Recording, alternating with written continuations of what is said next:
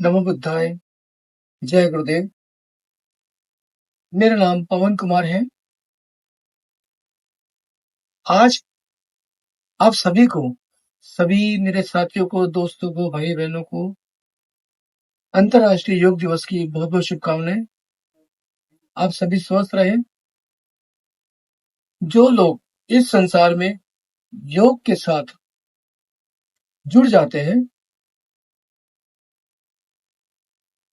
जो लोग योग करते हैं अपने जीवन में, वे लोग प्रकृति के साथ अपने आप ही जुड़ जाते हैं। प्रकृति ने हमारे एक दिन के 24 घंटों को 8 पहर में बाँटा है। इन 8 पहर में हमें 8 घंटे सोने के होते हैं, 8 घंटे काम करने के होते हैं और 8 घंटे हमें अपने लिए, अपने परिवार के लिए, अपने समाज के लिए बिताने होते हैं। ये समय हमें खुद को बहुत ही सोच समझ करके प्रयोग करना पड़ता है। जो हमारे 8 घंटे सोने के हैं, वो हम निश्चित कर लेते हैं। हमारे जो 8 घंटे काम करने के, वो हम निश्चित कर लेते हैं नौकरी में रहकर काम करके। लेकिन जो हमारे 8 घंटे जो हमारे पर्सनल हैं, जो हमारी जीवनचर्या के हैं, जो हमें अपने समाज को देने, अपने परिवार को देने, वो हम नहीं निकाल पाते हैं। योग साधना में आने वाले लोग इस कार्य को बहुत अच्छी तरह निभा सकते हैं और निभा भी लेते हैं। जो योग साधना में आते हैं, वे लोग सुबह 4 बजे या 4:30 बजे के बीच में जाग जाते हैं, जो कि नियम है योग का कि जो जागेगा सो पाएगा, जो सोएगा सो खोएगा।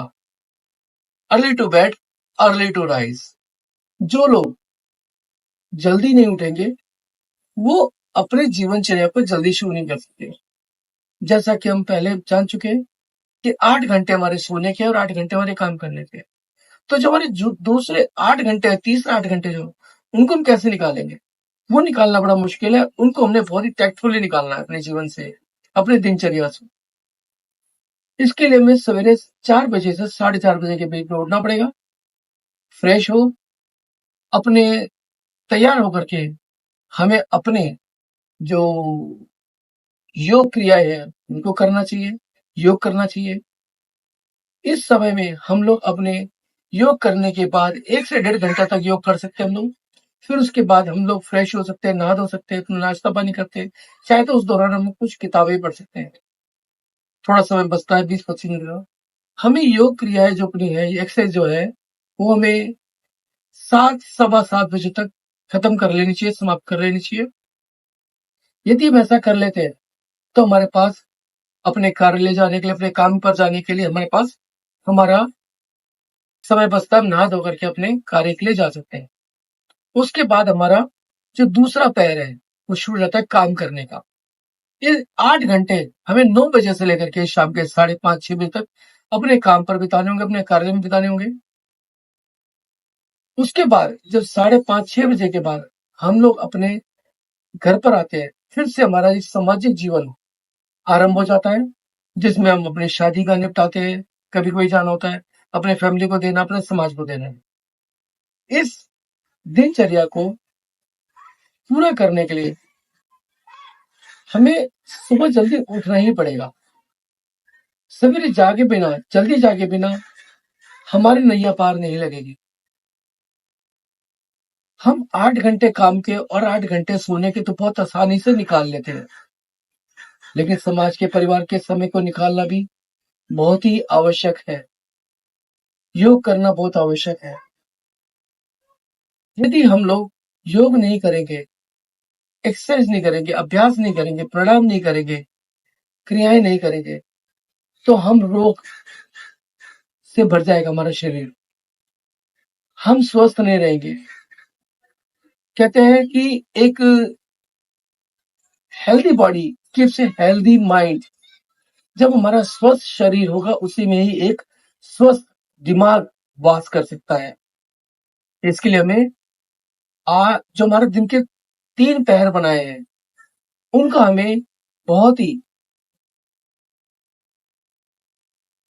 सावधानी से हमें उसका पालन करना पड़ेगा और योग करने से हम लोग रोग मुक्त रह सकते हैं। रोग मुक्त रहने के लिए हमें योग करना बहुत ही जरूरी है। इसके बिना हम लोग रोग मुक्त नहीं रह सकते। जो योग नहीं करेंगे वे लोग बीमारियों से घिर जाएंगे और जो बीमारी से घिर जाएंगे वे लोग डॉक्टर्स के पास जाएंगे, डॉक्टर्स उन्हें दवा देंगे। आजकल आपको पता ही है एलोपैथी जो इंग्लिश दवाइयां हैं उनका क्या हाल है और वो क्या हमें शरीर को स्वस्थ करती हैं ये आप सभी जानते हैं। जितना हम इन दवाइयों को खाते हैं उतना ही हमें और ज्यादा बीमारियां होती चली जाती हैं।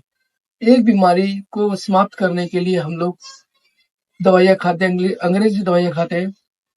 उसके बाद कुछ समय के बाद हमें 2 बीमारियां और लग जाती हैं। फिर उन 2 बीमारियों के लिए हम लोग दवाइयां खाते हैं। फिर हम लोगों को 4 बीमारियां और हो जाती हैं।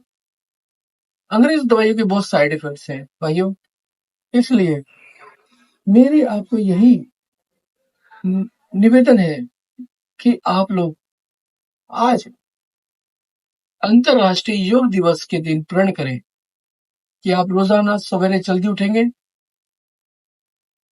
फ्रेश होंगे और योग करेंगे ताकि आपका शरीर रोग मुक्त रहे। आप हमेशा स्वस्थ रहें। मैं परमात्मा से यही हम सब के लिए आशीर्वाद मांगता हूँ। नमो बुद्धाय।